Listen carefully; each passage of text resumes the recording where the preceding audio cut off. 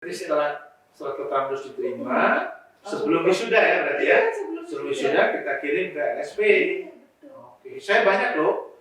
Di kita itu bisa 70, 80 ya. Kalau itu diwajibkan berarti bisa semua ya. Bisa semua. Dan logonya nanti dapat Garuda Pancasila. Garuda Pancasila. Wow. Keren ya, jadi bisa berlaku di seluruh Indonesia. Iya, ya? bisa berlaku di seluruh Indonesia. Oke.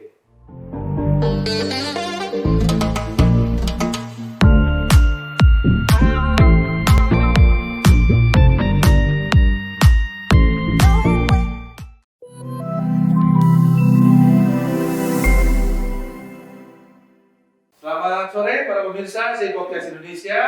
Kembali bersama saya Sony Suharso. Saat ini saya kedatangan tamu yang keren dan luar biasa, dosen Fakultas Psikologi UP yang sudah malang melintang ke dunia profesi maupun akademisi, yaitu Dr. Ayu Dwi Nindiati, MSc Psikolog. Apa kabar Mbak Nini? Alhamdulillah sehat Mas Son. Mas Sony Puji sehat? Tuhan, ya. Puji Tuhan, Alhamdulillah sehat selalu dan semangat terus ya ini ya. Yes, harus dong. Nah, ini kita sedang memotivasi adik-adik kita nih Mbak Nini terkait dengan profesi setelah jadi sarjana psikologi itu apa sih? Nah, salah satunya konon boleh mereka mengambil sertifikasi profesi asisten psikolog, gitu ya. Nah, boleh dijelaskan nggak Mbak Nini nih? Karena Mbak Nini kan di HIMSI juga, di APIO juga. Apa sih pentingnya dan kenapa sih perlu mengambil profesi ini? Silakan Mbak. Iya, terima kasih Mas Sony. Sebelumnya selamat Natal loh Mas. Oh iya, terima kasih. Terima kasih. Dan mungkin ini episode terakhir di tahun 2021 ya? 2021 ya, Desember ya. Desember. Jadi gini Mas Son, ketika kita berbicara terkait dengan sertifikasi kompetensi gitu ya, kenapa sih kita harus mensertifikasikan kompetensi kita? Itu sebagai bukti bahwa kita ini memang menguasai bidang itu. Sehingga ketika ada yang mau hire kita, mau membutuhkan kita, dia tuh yakin. Si employer itu secure, yakin bahwa saya memilih orang yang tepat. Tidak memilih kucing dalam karung. Gitu. Bukan berarti ijazah dan transkrip itu enggak bicara, enggak, tetapi ini menjadi added value. Menjadi nilai tambah. Karena kan kalau kita melihat ijazah, kita melihat transkrip itu kan teori-teori juga banyak banget ya Mas ya. Nah, kalau yang sertifikasi kompetensi ini benar-benar berkaitan dengan dia itu bisa melakukan. Dia itu mampu melakukan. Dan ada buktinya kalau dia mampu. Ada evidence-nya. Ada evidence-nya Mas. Nah, terus apa manfaatnya kalau aku sudah misalnya disertifikasi, orang sudah yakin, nilai apa yang bisa diperoleh oleh sarjana psikologi itu Pak? Yang pasti ke depannya. Beberapa waktu yang lalu itu LSP mengadakan webinar. Dan salah satu pembicaranya adalah kepala BNSP. Beliau mengatakan bahwa saat ini mungkin masih belum diwajibkan. Tapi kalau nanti sudah diwajibkan, maka semua pencari pekerja, semua pencari kerja, semua pencaker itu harus memiliki sertifikasi kompetensi. Iya. Dan otomatis kan itu meningkatkan nilai tawar kita ya. Bergening kita gitu. Dan ketika adik-adik kita nanti lulus dengan bahwa oh, aku ini terbukti kok bisa melakukan, let's say dalam kewenanganku menjalankan administrasi psikotes, misalkan. Nah, ini dalam sebatas kewenangan saya memiliki buktinya. Buktinya apa? Ini evidence-nya, portofolio, kemudian surat keterangan bahwa dia memang melakukan itu. Bukan hanya sebatas dia melakukan sebagai praktikum di kampus, tetapi menjalankan. Bisa jadi pas magang, bisa jadi pas memang diminta membantu dosennya, mungkin yang dosennya juga seorang konsultan, mengasisteni dosennya. Kan luar biasa Mas. Nah, kalau gitu bedanya perkuliahan sama sertifikasi apa dong bagi mahasiswa atau lulusan kita? Nah, kalau perkuliahan itu kan dia akan long life melekat ke dia ya Mas, ijazahnya itu. Nggak perlu ada resertifikasi lagi kan. One shot dapat sepanjang masa. Iya, sepanjang hidupnya dia. Dan ketika misalkan nih saya lulus tahun 2000, terus kemudian 2000 saya nggak ngapa-ngapain, 2010 saya mau mencari kerja, ijazahnya masih baru kan. Tetapi apakah saya bisa menjalankan apa yang tertulis di dalam ijazah saya? Kalau dilengkapi dengan sertifikasi kompetensi yang up to date, nah ini menjadi lebih sah gitu, sahih iya, gitu ya. betul, lebih sahih Oke. gitu. Nah, proses sertifikasinya sendiri gimana Mbak? Setelah dia lulus atau pada saat sebelum lulus dia bisa mengambil? Jadi sebetulnya kalau kita melakukan sertifikasi itu kalau klausulnya adalah setelah menjadi sarjana Mas. Oke. Ya, tetapi ketika dia memiliki surat keterangan lulus, sudah sidang Sudah skripsi, bisa. itu bisa diajukan. Apalagi kita kan di UP kan punya LSP ya. Nah ini menurut saya didorong, dipercepat sedemikian rupa supaya ada skema-skema yang untuk adik-adik kita, gitu loh. Dari psikologi terutama Mas. Oke. Nah, kalau sertifikasi itu berarti dia harus mengalami ujian tes gitu. Perlu ada semacam BIMTEK dulu nggak atau pelatihan dulu nggak? Rasanya perlu atau nggak perlu itu sangat tergantung dari orang yang akan menyertifikasi dirinya. Kalau dia percaya bahwa dia mampu, nggak apa-apa. Tapi kalau dia aku ingin di-refresh nih, penyegaran gitu loh Mas Soni. Nah, nggak apa-apa ikut. Dan itu yang menyelenggarakan nanti ya LDP, lembaga lain. Bukan LSP. Bukan LSP-nya. Baik. Nah, kira-kira untuk profesi psikologi itu atau dari adik-adik kita mahasiswa psikologi itu kira-kira profesi apa yang bisa diambil pada saat dia mau lulus atau pas lulus yang S1? Kira-kira selain asisten psikolog apa Mbak? Kalau secara hitam di atas putih ya Mas Soni ya, kalau di skema yang ada di LSP. Itu yang bisa diambil sarjana psikologi itu sebetulnya ada asisten psikolog, asisten psikolog forensik, perancang intervensi komunitas, sama satu lagi konsultan psikologi bidang SDM. Konsultan psikologi bidang ada 4 ya model atau skema yang bisa diambil. Hanya karena mereka masih fresh graduate, kayaknya untuk yang ketiga ini kan agak berat. Karena kan belum praktek ya. Jam terbangnya masih kurang lah, betul. Tapi kalau yang ready itu tuh si asisten psikolog. Nah, dalam ujian asisten psikolog itu bisa diuraikan atau apa aja sih Pak yang diujikan? Oh iya, di LSP itu ada skemanya asisten psikolog, ada 7 unit kompetensi. 7 unit kompetensi. Yes, dan itu semua dipelajari. Oke. Mas Soni, kenapa sih saya ingin berbagi sore ini? Saya tuh kan barusan selesai mengkoreksi atau membaca laporan magangnya anak-anak bimbingan saya gitu. Terus luar biasa loh Mas pengalaman mereka itu selama magang itu ternyata. Nah, ketika saya membaca itu ada logbooknya itu, saya melihat bahwa ini dia ya. Betul. Ini 1, 2, 3, 4, 5, 6, 7. Jadi adik-adik maupun sarjana psikologi yang lulus nih kalau mau sertifikasi asisten psikolog ya Mbak, ada 7 ya? Nah, boleh dijelasin Mbak, apa nih? Nah, ini yang pertama nih Mas, melakukan administrasi pelaksanaan psikotes. Itu sudah dikerjakan itu? Sudah dikerjakan di magang. Kemarin saya lihat di logbooknya teman-teman itu melakukan itu. Nah ini akan bagus kalau kemudian kemarin saya akhirnya berkomunikasi dengan lembaga tempat magang ya. Bisa nanti gitu ya, adik-adik saya ini, anak-anak saya ini diberi juga surat keterangan gitu loh, bahwa dia melakukan unit kompetensi ini Mas. Nah kan terus dia bisa dong ya? Administrasi ya? Lalu melakukan pengamatan? Observasi. Ketika dia datang, ketika dia terlibat dalam misalkan outbound atau apa banyak hal. Atau mendamping psikolog dalam wawancara, dia observasi. Dia mencatat, membuat laporan observasinya. Itu bisa masuk sini. Masuk juga. Wawancara biasanya mereka dilibatkan untuk wawancara awal kan ya. Kalau yang masing-masing magang seperti ini. Sampai nanti ketemu. Kalau kemarin yang ada di laporannya anak-anak itu juga ada bahwa dia sampai ini nanti dia akan ketemunya dengan siapa. Itu ada. Tapi kualitas wawancaranya diukur nggak? Atau hanya frekuensinya? Tetap kedalamannya kedalamannya tetap dicek. Itu makanya setelah dia punya portofolio ada uji kan. Jadi ada pertanyaan tambahan untuk memverifikasi portofolionya itu. Tetap ada workshopnya. Tapi kalau dia sudah punya pengalaman, biasa dong. Iya, rasanya dia akan bisa menjelaskan apa yang sudah dia lakukan. Scoring, pengamatan dan wawancara. Ini ada double nih, ada pengamatan Iya. wawancara bedanya apa nih? Ini kan scoringnya. Oh. Scoring tes psikologi, scoring pengamatan, scoring observasi, scoring wawancara. Menilainya Yes, angkanya ya, itu ya. Jadi menilainya. menilainya itu diuji juga. Betul. Menilai di wawancara, menilai observasi itu beda. Beda. Scoringnya. Iya. Padahal itu sudah diajarkan pada saat kuliah. Pada saat sudah diajarkan di kuliah. Jadi prakteknya gimana nih? Iya. Gitu masalahnya.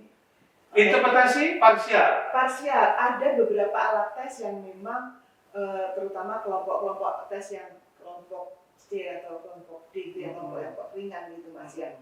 Yang itu bahwasanya kita melakukan scoring itu langsung keluar hasilnya. Kayak misalkan Kraepelin agak sulit kalau Kraepelin, tapi kalau misalkan apa itu EBPS. Nah, itu kan sudah langsung bisa keluar tuh 3 dominannya dari Papikostik seperti itu, atau color progress matrix, tiki, tes intelligence inventory ya, itu bisa parsial dan diajarkan, anak-anak kan belajar di situ. Biasanya di atas rata-rata, di bawah rata-rata, itu interpretasi parsial. Lalu konseling, melakukan konseling jelas ketika mereka kan, apalagi nanti kita akan ada peer konseling. Nah, itu kan bisa menjadi track recordnya dia. Artinya dia tidak perlu psikolog dulu untuk melakukan konseling. Kan ada batas-batasannya konseling yang memang boleh dilakukan di level sarjana psikologi dan sama teman. Bedanya konseling sama wawancara apa?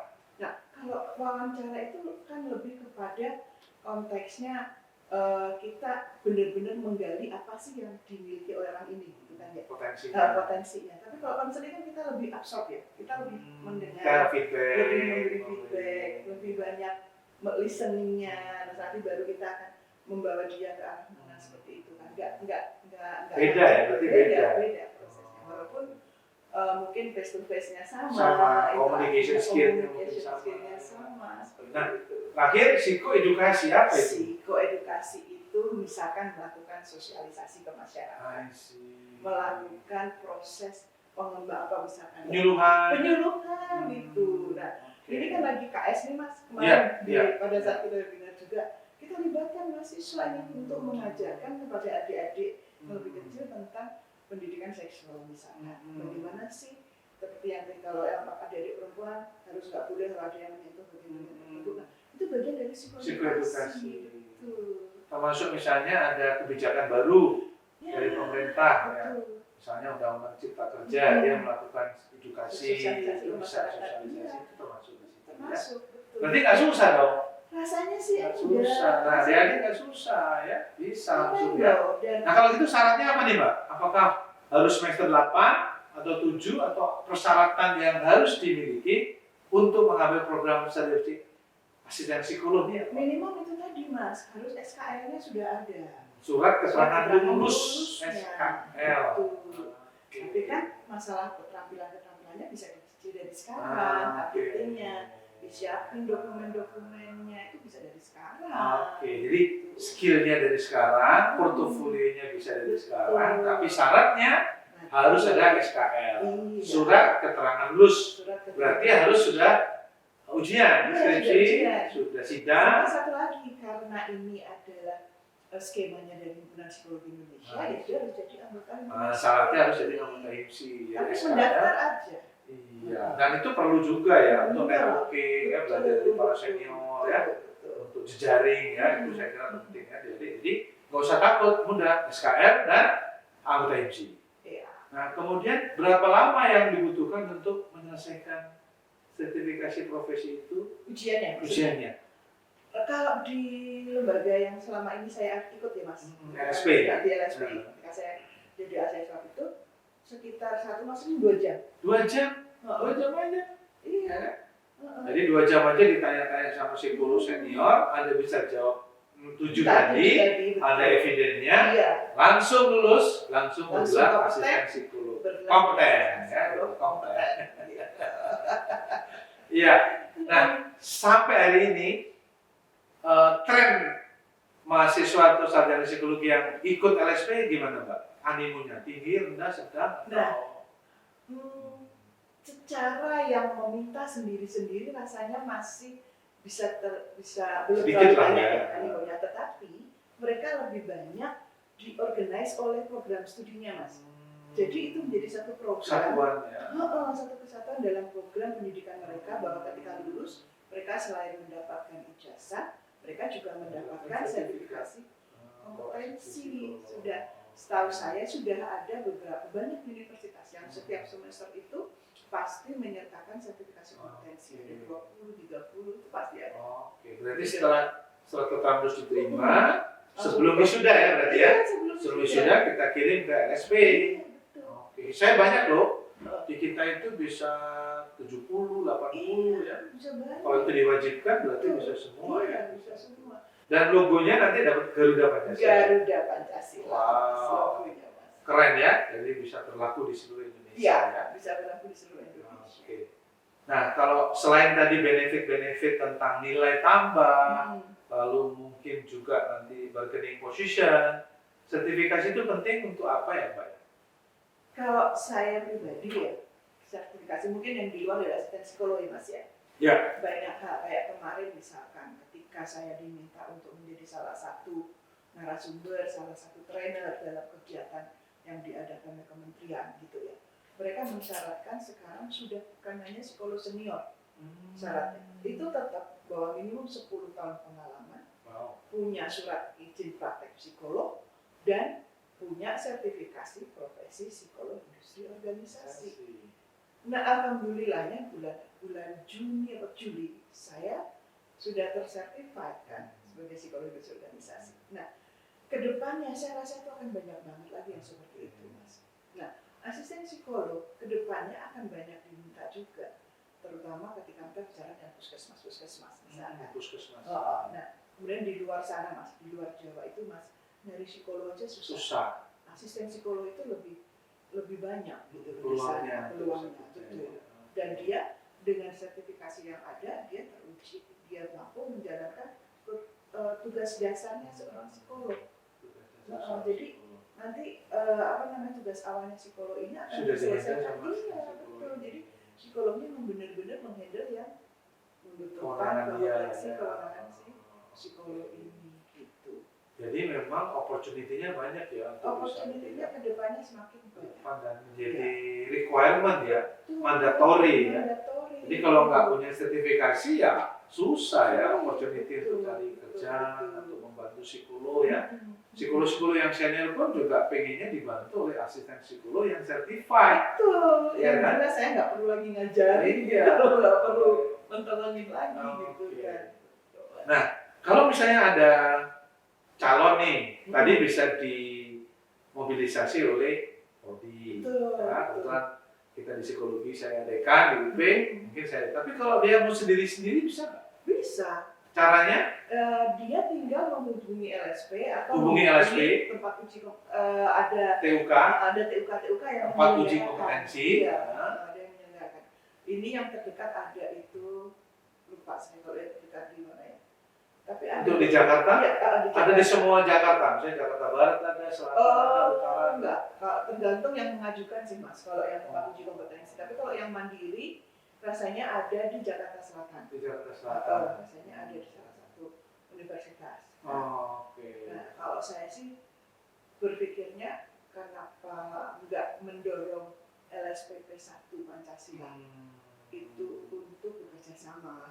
Jadi TUK, tempat uji kompetensinya. Enggak, ya memang menjadi kewenangan LSP. Itu P1 boleh? Boleh. Nanti untuk tidak harus P3? Enggak, untuk mungkin tapi asisten psikolog dong.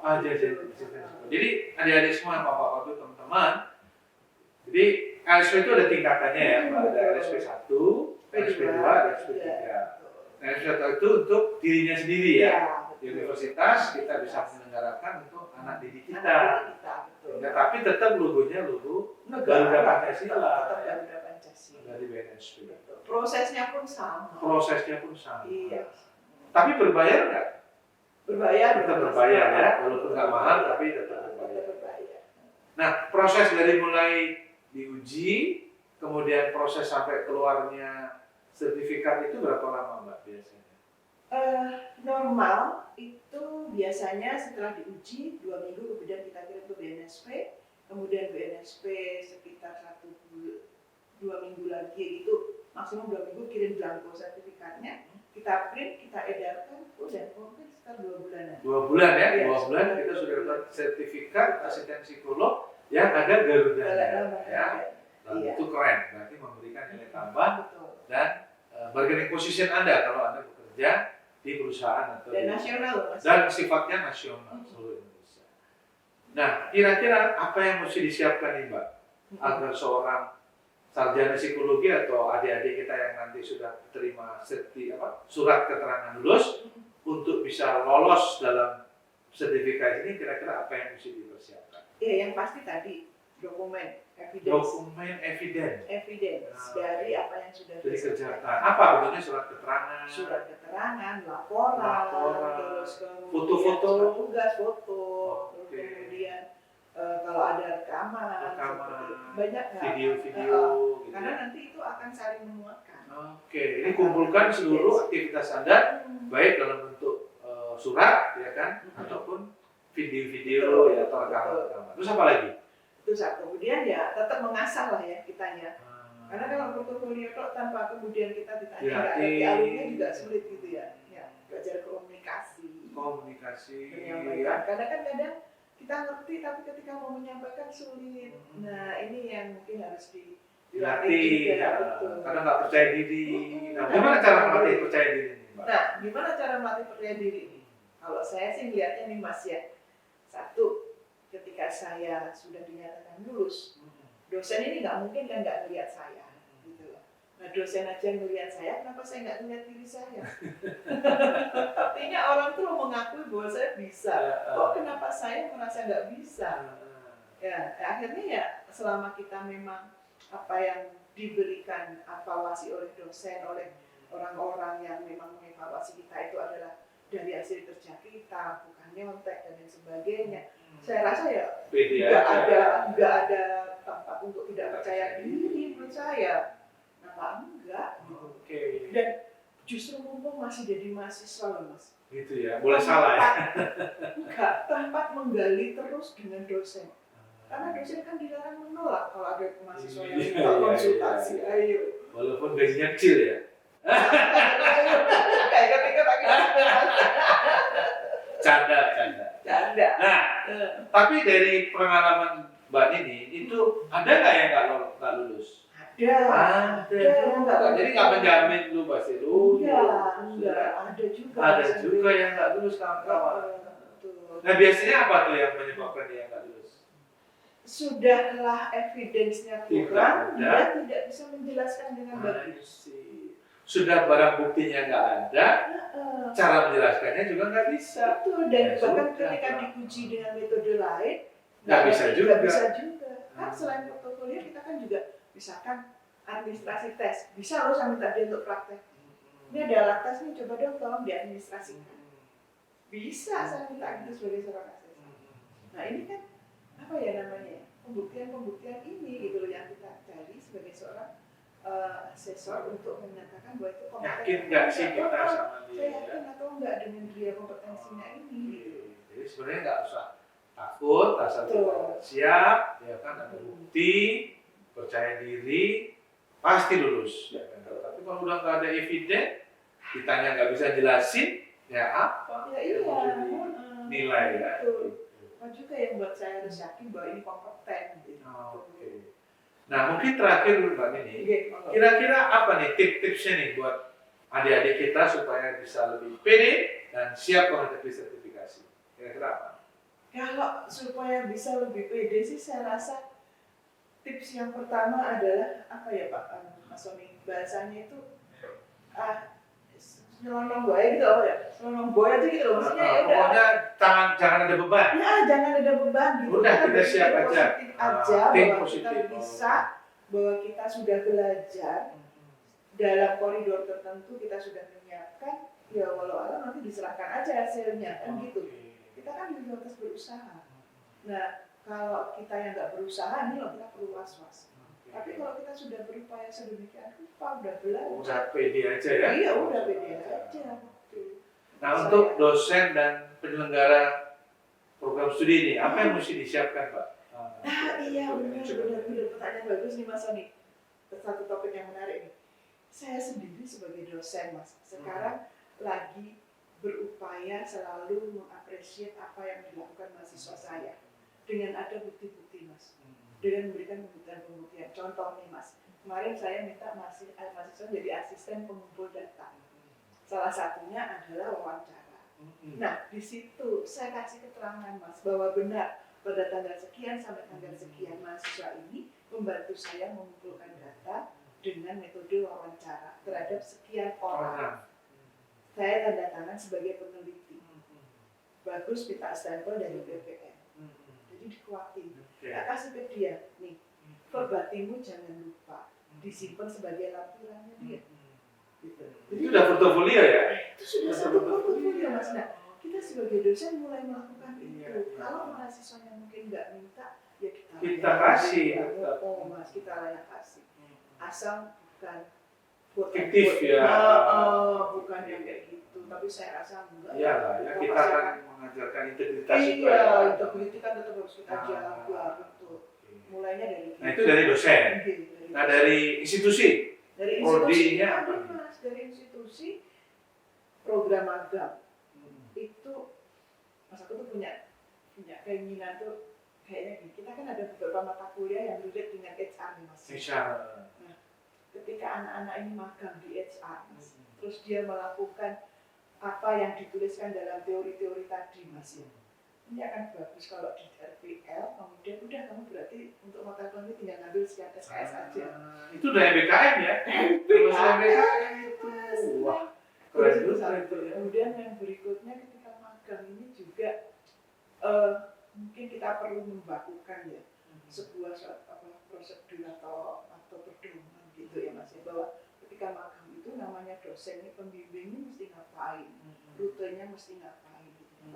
Kalau yang saya lakukan ini kan karena saya senang gitu ya ketemu anak-anak itu walaupun Zoom gitu ya.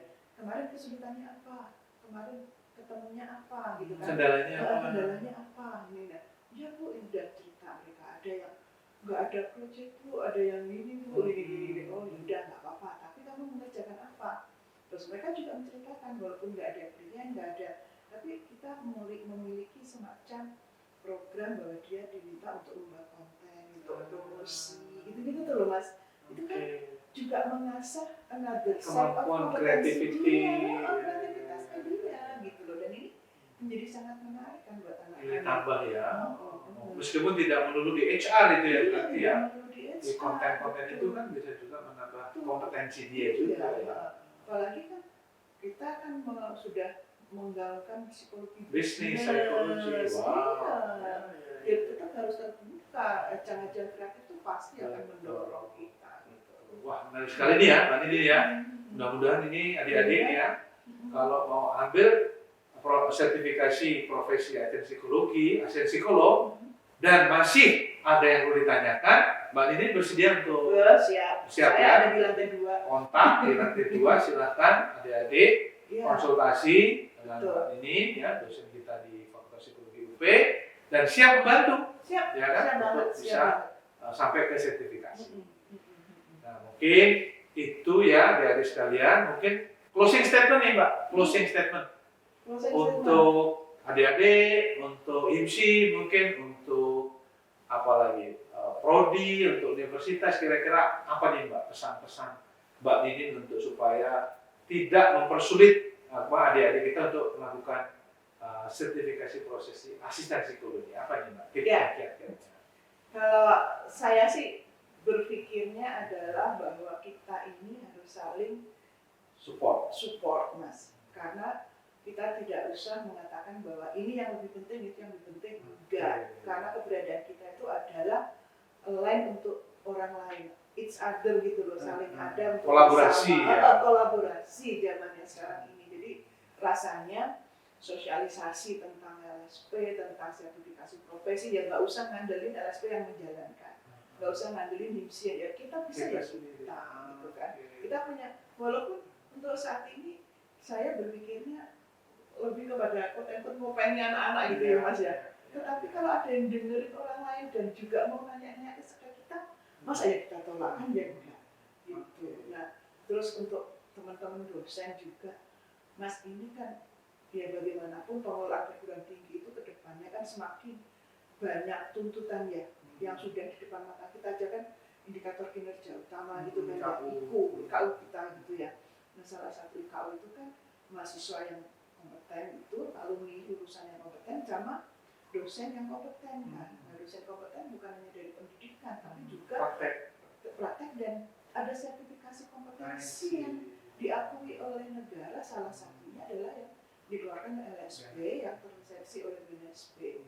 Nah, itu kan. Jadi dosen-dosen itu wajib juga tersertifikasi, jangan mahasiswanya aja yang didorong. Iya, kalau menurut saya begitu. Bahkan banyak skema ya, yang psikolog pendidikan bisa psikolog sekolah, yang tertarik forensik klinis banyak. Iya, itu sih Mas. Intinya sih saya lebih kepada penekanan kolaborasi itu lah. Bahwa apalagi sudah eranya perintah Erik segala gitu kan ya Mas, pendidikan, bisnis, masyarakat sama pemerintah itu kan sudah multidisiplin, coach ya, saling terkait ya. Saling keterkaitannya tinggi. Tapi ada juga loh ini kritik katanya, kan sudah saya didik, kenapa mesti disertifikasi lagi? Iya, Ini gimana Mbak mengatasi itu? Itu tadi saya sih berpikirnya bahwa kita pun tidak akan bisa melakukan sertifikasi terhadap mereka yang belum lulus. Ya artinya kan kita prasyaratnya tetap lulus. Artinya kita kan sebetulnya cuma verifikasi aja ya. Iya, nambah added value buat si anak-anaknya ini aja gitu loh Bapak. Jadi jangan dikotomikan ya. Iya, jangan dikotomikan. Dan satu lagi untuk saat ini kan memang belum wajib ya Mas ya. Tapi suatu saat suatu ketika kalau itu wajib ya mau nggak mau harus sertifikasi. Iya. Oke, terima kasih. Dr. Ayu Dwi Nidianti, MSc Psikolog yang hebat, yang sangat cerdas, adik-adik sekalian, Bapak Ibu dosen dan kawan-kawan. Itulah sekilas tadi perbincangan kita mengenai bagaimana kiat-kiat kita mendapatkan sertifikasi profesi asisten psikolog bagi sarjana psikologi. Terima kasih Mbak Nini atas kehadirannya. Mudah-mudahan bermanfaat dan apabila masih ada yang kurang, silahkan datang ke Fakultas Psikologi Pancasila di lantai 2 tempat kantornya Mbak Ninin di Srengseng Sawah, Lenteng Agung, Fakultas Psikologi UP. Yang keren ya. Terima kasih. Sampai ketemu. Salam Pancasila. Merdeka. Merdeka.